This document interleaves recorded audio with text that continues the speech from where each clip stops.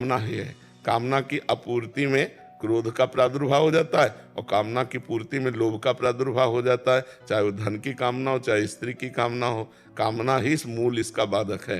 ये बराबर के हैं और इसका मूल है अविद्या, अज्ञान। और जब हम नाम जप करते हैं, भगवत आराधना करते हैं, साधु संग करते हैं, तो हमारी बुद्धि पवित्र होती है। पवित्र बुद्धि ऐसे रहती संसार में जैसे जल में कमल का फूल रहे, और अपवित्र बुद्धि सनी हुई होती है। बुद्धि अपवित्र है, इसलिए धन लोलुपता, स्त्री लोलुपता अंदर है। जब बुद्धि पवित्र हो जाएगी तो भगवान में स्थित हो जाएगी। तो हम नाम जप करें, साधु संग करें, सत्संग सुनते रहें, जिससे हमारी बुद्धि पवित्र हो जाए। साधु संग कैसे मिले हम सांसारिक? भगवान की कृपा से। जब द्रवहि दीन दयालु राघो तो साधु संगति पाई। अब मोहि भाव भरोस हनुमंता, बिनु हरि कृपा मिले नहीं संता। बिन सत्संग विवेक न होई और राम कृपा बिन सुलभ न सोई। बिना सत्संग के विवेक नहीं होता और बिना राम जी की कृपा के सत्संग नहीं मिलता। भगवान की कृपा के बिना सत्संग। तो संत समागम, हरि कथा, तुलसी दुर्लभ दो, ये दो बातें भगवान की कृपा से मिलती हैं। भगवान की कृपा इसी में आकी जाती है। जब संत समागम मिलता है तो लगता है भगवान की बड़ी कृपा है। संत जन दर्शन देते हैं, संत जनों से संभाषण करने का सौभाग्य, संत जनों से भगवान की चर्चा सुनने का सौभाग्य मिलता है। ये भगवान की कृपा से मिलता है। हाँ, अहेतु की कृपा। अरसीन जी, कुरुक्षेत्र। राधे राधे। राधे राधे महाराज जी। महाराज जी, जब हम भाई जी, बाबा जी की दुर्लभ स्थिति का वर्णन सुनते हैं तो हमें पता लगता है कि उन्होंने महाभाव की प्राप्ति की, जो अतिशय दुर्लभ है। महाराज जी, क्या ऐसी स्थिति आज के समय में भी प्राप्त की जा सकती है या ये सिर्फ उन्हीं के लिए बनी थी? नहीं नहीं नहीं, कोई स्थिति किसी के नामे नहीं है। सब स्थिति सबके लिए है। भगवान ने जो भी स्थितियां बनाई वो सबके लिए है। हाँ, उतना प्रयत्न और उतना विश्वास और भगवत कृपा में दृढ़ता ये सब में नहीं आती। अगर आ जाए तो उसी स्थिति को प्राप्त कर ले। जो ब्राह्मी स्थिति है, भागवती की स्थिति है, महाभाव स्थिति है, वो भगवान ने बनाई सबके लिए। पर सब भगवान की महाभागवती की स्थितियों को थोड़ी चाहते हैं। सब तो रुपया, पैसा, मान, प्रतिष्ठा चाहते हैं। साधकों में, संसारियों में नहीं। वो तो संसारी है। ये साधकों में कोई भागवती की स्थिति बिरला ही चाहता है कि मेरे अंदर ये भागवती की स्थिति आए। और जब स्थिति की चाह होगी तो साधन में रति होगी, और जब साधन में रति होगी तो स्थिति अपने आप जागृत हो जाएगी। उससे भी आगे के महापुरुष हैं। महाभाव के आगे भी है रस, जिसके सिद्ध महापुरुष विराजमान है। अब इतनी हमारे अंदर पुण्य है, इतनी भगवत कृपा जागृत थोड़ी कि हम ऐसे महापुरुषों को पहचान जाएं। एक अंगोछा लगाए और एक छड़ी लिए, एक कमंडल लिए, ऐसे लगेगा कि तुम राधे श्याम भी नहीं कहोगे, संत मानने के लिए तैयार नहीं होगे। और सहचरी भाव की सिद्धावस्था को प्राप्त महापुरुष है। नहीं भाई, हजारों लोग घेरे तब तो तुम जानोगे कि संत है। लेकिन एक आदमी भी साथ नहीं हो, मांग के खाते हैं, फुटपाथ में पड़े रहते हैं, वो किस स्थिति में श्यामा श्याम उनके साथ खेलते हैं, कैसे जान पाओगे? हमारे अंदर वो दिव्य दृष्टि थोड़ी है कि हम ऐसे संतों को पहचान पावे जो प्रच्छन्न भेष से, गुप्त भेष से भगवान के चिंतन में ऊंची धरा को प्राप्त हो गए। मान लो भाई जी राधा बाबा प्रकाशित हो गए तो पूरा भारत जानता है, विश्व जानता है। और जड़ भरत जी का चरित्र है तो पूरा भारत विश्व जानता है। लेकिन जड़ भरत जी जैसे कितने हो गए और कितने हैं और कितने होते रहेंगे। ये भगवान की सृष्टि, एक से एक महापुरुष है। पर ये थोड़ी कि सब महापुरुष छपते ही हों। सब महापुरुष छपते थोड़ी हैं, वो छुपे हुए भी हैं। जो बड़े पुण्यात्मा पुरुष भगवत कृपा पात्रों को मिल जाते हैं, उनको अनुभव कराते हैं कि मैं ऐसी स्थिति का हूँ। अगर वो ना अनुभव करावे तो हम उनको जान ही ना पावे। सोई जाने जैसे देव जनाई, उस जैसे भगवान अपने आप को जनाते, ऐसे भगवान के जन जब अपनी स्थिति प्रकाशित करते हैं तब उनके निज जनों हो इतने बड़े महापुरुष तब अनुभव में आता है जी। तनमीत सिंह जी। राधा वल्लभ जी। राधा वल्लभ श्री हरिवंश महाराज जी। महाराज जी, गुरुवाणी में कहा है कि शरीर में 9 द्वार नेत्र, कान, नासिका, मुख आदि हैं, लेकिन 10 द्वार गुप्त रखा गया है। ये वही द्वार है जहां आत्मा परमात्मा का मिलन होता है। 10वें द्वार तक कैसे पहुंचा जाता है जहां आत्मा और परमात्मा मिलते हैं? सब कुछ हो जाएगा, नाम जप करें। गुरुवाणी जी 2 पर बहुत जोर देते हैं। साधु समागम, साधु सेवा, नाम जप। नाम जप करो, सब बात हो जाएगी। हर कमल खिल जाएगा, हर बात हो जाएगी। योग की जितनी सिद्धियां हैं सब नाम में विराजमान है। ज्ञान की जितनी सिद्धियां सब नाम में विराजमान है। बस संसार का चिंतन छोड़ो, भगवत चिंतन करो, इसी से हो जाएगा।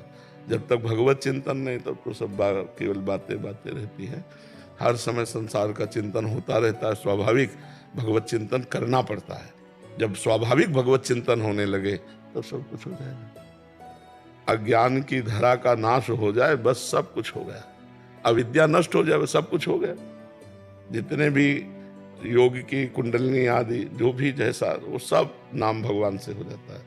निरंतर नाम जप, आंख बंद हो या खुली हो, कार्यरत हो या कार्यविरत हो, हर समय नाम चल रहा है। खुद अपने आप देख लीजिए आपकी स्थिति क्या आती है। इतना आनंद, इतना सुख, इतना कुछ अच्छा नहीं लगता। नाम एक अपार आनंद में है। नाम के बिना हम कुछ नहीं मानते। साधक की साधना का हम कोई महत्व नहीं मानते अगर नाम नहीं। मान लो 50 वर्ष आप ब्रह्मचारी रहे हो और 5 मिनट में आपकी बुद्धि गिर गई और आप बेविचार कर लिए, तो गया ना 50 वर्ष का ब्रह्मचारी। अब आप अपने को ब्रह्मचारी थोड़ी कह सकते हैं, लेकिन 50 वर्ष से नाम जप कर रहे हैं तो एक तो ऐसी स्थिति आएगी नहीं।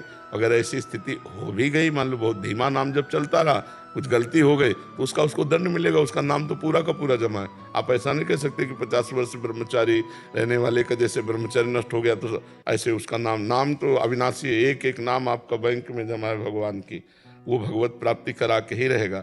हाँ, हमसे जो गलती हो गई उसका दंड दे दिया जाएगा, उसका अपराध का दंड मार्जन हुआ। और जैसे 50 लाख नाम जप किया तो 50 लाख नाम जप है उसका, वैसे ही रखा है। ऐसा थोड़ी कि अपराध कर दिया तो नाम जप नष्ट हो जाएगा, वो अविनाशी है। लेकिन आपका साधन नष्ट हो जाएगा। आपने बड़ी मेहनत करके ब्रह्म ज्ञान प्राप्त किया और व्यभिचार कर लिया, सब ब्रह्म ज्ञान गया, सब गया। और आप बड़ी मेहनत करके नाम जप कर रहे हो, आपसे ऐसी गलती हो गई तो आपको अब दंड मिलेगा। भागवतिक जलन होगा, प्रायश्चित होगा, हाहाकार मचेगा, अंदर रोना आएगा, प्रभु क्षमा कर दो। उतने में जब प्रायश्चित हो जाएगा तो फिर 50 लाख के ऊपर से नाम चलने लगेगा, वो आपका जमा हुआ है। इसलिए नाम जप करो। कलयुग केवल नाम आधारा, सुमिर सुमिर नर उतरहि पारा। खूब नाम जप। इसमें पवित्रता का भी कुछ विधि निषेध नहीं है। उठते बैठते, खाते पीते, चलते फिरते, हर समय जपो, इसी से सब हो जाएगा। प्राजक्ता उपासनी जी, श्री हरिवंश महाराज जी, आपके श्रीमुख से सुना है कि ये जो निकुंज रस है ये सिंगनी का दूध है। ये एक तो सोने के पात्र में ठहरेगा और दूसरे बच्चे के पेट में। तो महाराज जी, बच्चा बनने के लिए हमें क्या करना पड़ेगा? शरणागत, शरीर से, मन से, वाणी से, क्रियाओं से एक एक वृत्ति भगवान के चरणों में जाए। हमारा प्रभु के सिवा कोई नहीं है। जैसे एक बच्चा छोटा सा माँ के ही अधीन रहता है, ऐसे हमारी शरणागति हो। अजात पक्षायु मातरम खगा, जैसे छोटा सा बच्चा पक्षी का घोंसले में बैठा हुआ, जिसके पंख नहीं जगे, वो अपनी माँ की बाट जोहता रहता है, ऐसे ही जो केवल आचार्य कृपा, गुरु कृपा की बाट जोहता रहता है, नाम जप करता है, गलत आचरण नहीं करता, अपने गुरु के अधीन रहता है, उनकी आज्ञा में रहता है, वही बच्चा है। और स्वर्ण के पात्र हैं ललिता विशाखा आदि सखियां। किसका प्रश्न था? हाँ, तो बच्चा बनने का मतलब है तनुवांग मनोभिरमलय सोहम तोई वाश्रिता, शरीर से, मन से, वाणी से निर्विकार होकर के प्रियाजू की शरण में हो जाना। यह है आचार्य का बच्चा बन जाना, यह है गुरु का बच्चा बन जाना। पूर्ण रूप से भगवत शरणागति ही बच्चा है। जो अपने को असमर्थ समझकर भगवान सर्वसमर्थ की शरण में चला गया, वो जीत गया। और जो अपने को कुछ समझा, वो हार गया। माया उसे परास्त कर देती है। भगवान की शरणागति निर्भय, निशोक, निश्चिंत कर देती है। इसीलिए बच्चा बनने की बात है, क्योंकि प्रेम बहुत दुर्लभ वस्तु है और ये गुरु कृपा से आती है, साधन से नहीं आती।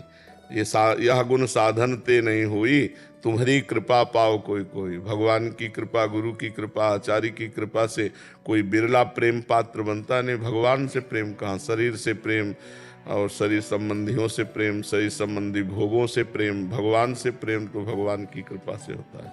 वो जब कृपा करें तो हो सकता है नहीं। इतनी छोटी छोटी माया की आसक्तियां हैं कि जीव उन्हीं को नहीं काट पाता। संपूर्ण माया की आसक्ति तो बात जाए। जो तम्बाकू खाते हो तम्बाकू नहीं छोड़ सकते, जो बीड़ी पीते हो बीड़ी नहीं छोड़ सकते। छोटी छोटी वस्तुएं बांधे हुए जीव को हैं। फिर और शरीर बंधन, भोग बंधन, काम क्रोध लोभ मोह मद मत्सर, पूरी बाजार लगी हुई। तो बच्चा बन गया तो भगवान की कृपा रूपी गोद में बैठकर माया से निकल गया। और जो थोड़ा सा भी अपने को कुछ समझा, उसे चेकिंग किया तो माया उसे फेल कर देगी। इसीलिए कई बच्चा के पेट और घट करे विनाशन। ये ललिता सखी उपासना है सिंहिन को छीर, है सिंहिन को छीर रहा कुंदन के बासन, कई बच्चा के पेट और घट करे विनाशन। वही जीत सकता है जो आचार्य गुरु का बच्चा बन गया, वही माया पर विजय प्राप्त कर ले। नवल किशोर जी, फरीदाबाद से। राधे राधे महाराज जी। गुरुदेव, हमारे 3 शरीर स्थूल सूक्ष्म कारण, गुरुदेव सजा किस शरीर को मिलती है? नरक आदि में या कहीं भी? मन को। सारा का सारा दुख सुख का भोक्ता मन है। देखो, स्वप्न में आपने देखा कभी आप दुखी सुखी हुए? स्वप्न में आपको कोई दुखद स्वप्न या सुखद स्वप्न तो जीवन में आते ही है। तो स्थूल शरीर तो सैया पे सोया हुआ होता है, और जो स्वभाव है वो सतोगुणी रजोगुणी तमोगुणी होता है, वो भोक्ता नहीं होता है। भोक्ता होता है सूक्ष्म शरीर, जिसमें मन है, बुद्धि है, चित्त है, अहंकार है, 5 ज्ञानेंद्रियां है। जो सूक्ष्म शरीर है वो इनसे बना हुआ है, मन, बुद्धि, चित्त, अहंकार, 5 ज्ञानेंद्रियां। और जीवात्मा जो उसके साथ लगा हुआ है सूक्ष्म शरीर के, तो भोक्ता है मन बुद्धि। और भूल से जीव अपने को भोक्ता मान बैठा है, इसलिए वो जब तक अंतःकरण का बंधन नहीं टूटेगा तब तक उसका जन्म मरण नहीं छूटेगा, नरक स्वर्ग नहीं छूटेगा। तो इसीलिए अगर मन भगवान में लग गया तो फिर कुछ नहीं भोगना पड़ेगा, वो मुक्त हो गया। मन विषयों में लगा हुआ है तो फिर बार बार जन्मना मरना पड़ेगा। सूक्ष्म शरीर को भोगना होता है, सूक्ष्म शरीर को। वही नरक में जाके, जैसे यहाँ स्थूल देह पा गया मानव का, तो नरक में जाकर सूक्ष्म शरीर जीवात्मा साथी लगा हुआ है, वो जाकर के यातना देह प्राप्त करता है तो नरक के भोग भोगता है। स्वर्ग में जाकर देव देह प्राप्त करता है तो स्वर्ग के सुख भोगता है। यहाँ मृत्यु लोक में आकर मानव देह को प्राप्त करता है तो यहाँ के दुख सुख भोगता है। भोगता है सूक्ष्म शरीर, अपने स्वभाव के अनुसार वो कर्म करवाता है। कारण शरीर है स्वभाव, वो कर्म प्रेरित करता है सूक्ष्म शरीर। और जीवात्मा उसमें आसक्त है, वो यद्यपि अलग है पर उसमें आसक्त होने के कारण उसको दंड भोगना पड़ता है। क्योंकि सूक्ष्म शरीर के साथ उसे जन्मना पड़ता है, सूक्ष्म शरीर के साथ उसे मरना पड़ता है। ना मरना होने पर भी, जैसे स्वप्न में हमारे लाठी चलाई जा रही तो ना लाठी है, ना चलाने वाला है और ना पिट रहा है, लेकिन फिर भी उसको पीड़ा होगी। जब तक जगेगा नहीं तब तक पीड़ा होगी उसको। ऐसे ही जब तक भगवान की प्राप्ति नहीं होगी तब तक ये सूक्ष्म शरीर सुख दुख और जन्म मरण का ये जो अविद्या जनित चक्र है ये भोगना पड़ेगा, ये भोगता रहता है। सुषमा जी हिमाचल प्रदेश से। राधे राधे। राधे राधे महाराज जी, आपके चरणों में कोटि कोटि प्रणाम। महाराज जी ये कह रहे हैं कि 1998 में कारगिल की एक दुर्घटना में इनके जो पतिदेव थे घायल हो गए और इनको ऐसी खबर मिली कि वो खत्म हो गए हैं और वहीं पे उनका अंतिम संस्कार कर दिया गया है। गुरुदेव ये कह रहे हैं कि इनका दिल अभी भी मानता नहीं है कि वो इस दुनिया में नहीं है। 26 साल हो गए और अभी तक मतलब ये यकीन नहीं कर पा रही, इसलिए इन्होंने उनका कोई भी जो भी क्रियाक्रम होता है आज तक नहीं किया। तो महाराज जी कह रहे हैं कि मैं इस बात को कैसे निकालूं, समझ में नहीं आता कि मैं पागल हो गई हूँ या सच में भगवान कुछ और ही चाहते हैं, कुछ नहीं पता। कृपया महाराज जी मार्गदर्शन। आप नाम जप करो, आप यही मानती रहो कि वो है, ठीक है? नाम जप करती रहो, यही मानती रहो, आप मत मानो ऐसा। और जैसे एक सुहागवती स्त्री रहती ना, वैसे ही आप रहो और भगवत भावना कर लो। और आप कोई साधारण नारी नहीं, एक वीर पुरुष की आप पत्नी हो जो हमारे राष्ट्र के प्रति समर्पित रहा। तो वहाँ आपको ऐसा गर्व होना चाहिए कि मेरा पति कोई साधारण पुरुष नहीं, वीर पुरुष है। अब वो आपकी भावना को पुष्ट करने के लिए कह रहा हूँ कि वो हैं, जैसे भगवान है ऐसे मेरे पति हैं। बस अपनी भावना में आप मस्त रहिए। ये भावना पागलपन नहीं है, इसे दृढ़ विश्वास कहते हैं, अपनी भावना कहते हैं। तो हम अपनी भावना में ही दुखी सुखी होते हैं। आप श्रृंगार से रहिए, अपनी भावना में रहिए कि मेरे पति हैं, मेरा सुहाग है, ये मेरे अंदर से बात आती है, ऐसा आप अनुभव कीजिए। अमित कुमार जी। जय श्री राम। महाराज जी गीता में बताए गए 3 मार्ग, ज्ञान योग, भक्ति योग और कर्म योग में से कौन सा मोक्ष के लिए सर्वोत्तम है? तीनों मोक्ष प्रदान करने में समर्थ है, पर इसमें अपने अधिकारानुसार चला जाता है। भगवान ने 3 मार्ग अधिकार के अनुसार बना। जो घोर वैरागी है, सहनशील है, कहीं कोई आसक्ति नहीं, उसको ज्ञान मार्ग में। और जो कर्मठी, कर्म करने में बहुत प्रवीणता, उसे कर्म मार्ग में, कर्म योग मार्ग में। और जो ना अधिक वैरागी है ना अधिक भोगी है, उसको भक्ति मार्ग में चलना चाहिए। अपने अधिकारानुसार यदि मार्ग चलेंगे तो हम सफलतापूर्वक निकल जाएंगे। जो ना अधिक वैरागी है कि घोर वैराग्य में जीवन भी नहीं है और घोर विषयी भी नहीं है, विषय आकर्षण भी है और वैराग्य भी है, वो भक्ति से चले तो ज्ञान को भी प्राप्त हो जाएगा, वैराग्य को भी प्राप्त हो।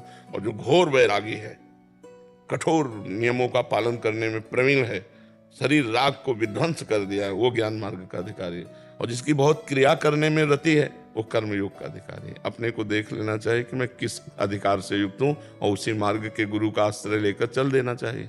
समझ पा रहे हैं आप? तीनों है मोक्ष प्राप्त कराने में समर्थ, भक्ति भी, ज्ञान भी और कर्मयोग भी। तीनों भगवान की ही प्राप्ति के लिए भगवान के द्वारा ही निर्दिष्ट मार्ग हैं। तीनों भगवत प्राप्ति कराने में समर्थ है। भगवान ने वर्णन इसीलिए किया कि अधिकारानुसार जिसकी रुचि कर्म में हो कर्म मार्ग से, जिसकी रुचि भक्ति में हो भक्ति मार्ग से, जिसकी रुचि ज्ञान में हो ज्ञान मार्ग से उसी परमात्मा को प्राप्त करे। समझ पाए? विनोद सिंह जी। राधे राधे। महाराज जी, शरीर मन कहता है कि जो अभी जिम्मेदारी मिली है उसे पूरा करना ही गृहस्थ जीवन का धर्म है। शरीर तो जड़ है तो कुछ कहता ही नहीं है। मन जो कह रहा है कि जो जिम्मेवारी मिली है उसका कर्तव्य का पालन करो, बढ़िया है, पर साथ में नाम जप करते रहो, किसका प्रश्न है? पर दिमाग फिर भी शांत नहीं रहता।